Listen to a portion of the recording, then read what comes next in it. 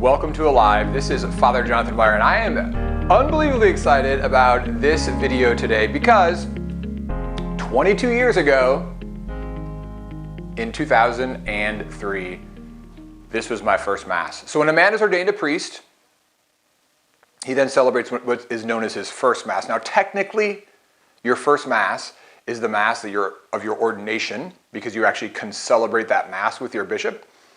But the first Mass that you celebrate by yourself. I was unbelievably blessed.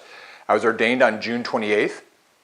And then that Saturday night on the 28th and on the following day, the 29th, the church celebrates two martyrs, Peter and Paul. And so the first Masses that I ever celebrated were in honor of these two great saints, Peter and Paul. And I had the opportunity to have studied for 4 years in the eternal city of Rome. And lo and behold, who are the great saints buried in the eternal city of Rome? Peter and Paul. So I had just arrived back in the United States of America. I was ordained by Archbishop Daniel B. Klein at 10 o'clock in the morning on the 28th. And then I celebrated my first Mass on Saturday evening at St. Barnabas Catholic Church on the south side of Indianapolis. I wore beautiful vestments that my mother, Terry Meyer, had handmade for me, and it was such a powerful, powerful experience. The gospel passages, there's two different gospel passages for this weekend. On Saturday evening, at the Vigil Mass, we hear the story of Jesus at the Sea of Galilee with Peter, and the dialogue that takes place. Peter, do you love me? Yes, Lord, you know that I love you. Feed my sheep. Peter, do you love me? Yes, Lord, you know that I love me. Love you. Tend my flock. Peter, do you love me? Yes, Lord, you know that I love you. Feed my sheep. And then on the day, on Sunday, we hear the powerful story from Matthew 16. You are Peter. He changes his name. You are Peter. And upon this rock, I build my church, and the gates of the netherworld shall not prevail against it. Whatever you bind on earth will be bound in heaven. Whatever you loose on earth will be loose in heaven. Two themes that I want to pull out from these two different readings. I encourage you, I know that you might only be going to Saturday night Mass or Sunday Mass. I encourage you to read both gospel passages. The first one, I think, is just that great examination, right? Like, what do I love? Who do I love? What are my loves? What are my passions? Because what I love is going to determine so much of my life. If I love money, if I love success, if I love to be affirmed, if I love the pleasures of this world, if I love alcohol, like, what I love is going to determine the trajectory of my life. So we have to do a self-check, I think, regularly because it's easy for us to have disordered loves and to fall in love with things that we really don't want to fall in love with.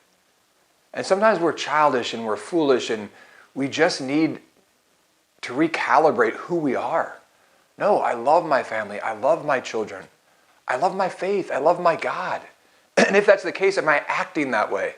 Because the love that Peter is being invited into is a love then of action. Peter, do you love me? Yes, Lord, you know that I love you. Feed my sheep. Tend my flock. Feed my sheep. So, yeah, do I love my mom and dad? Yeah. Okay, do I put that into action?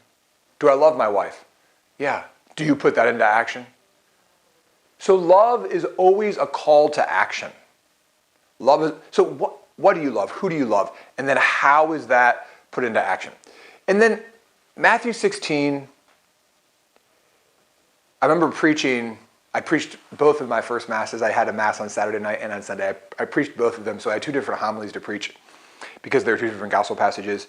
And I remember preaching, just never give your life to anything less than the truth. Never give your life to anything less than the truth.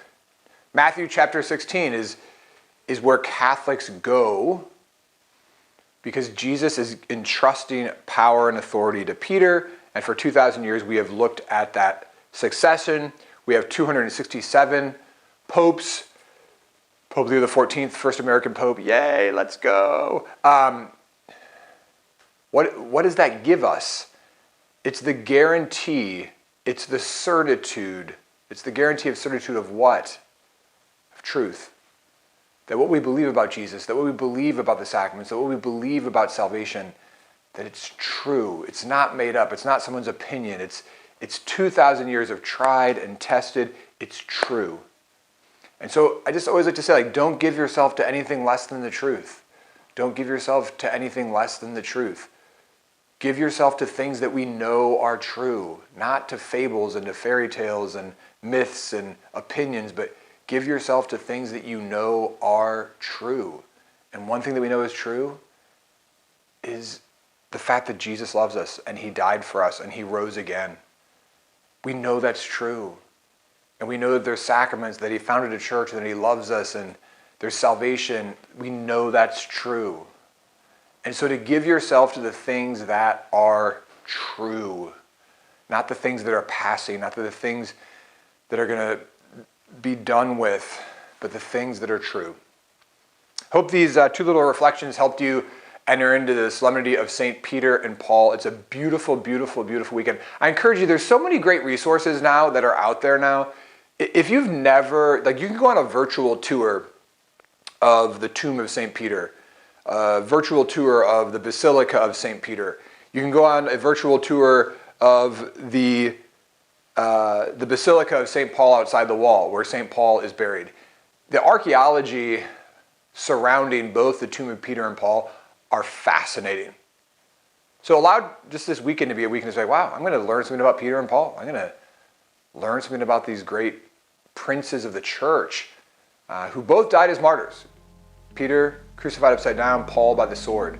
So let's rejoice in this great feast day that is given to us on this Sunday. God bless you. Wear red to Mass, by the way. Wear red to Mass. It's going to be amazing. Peace.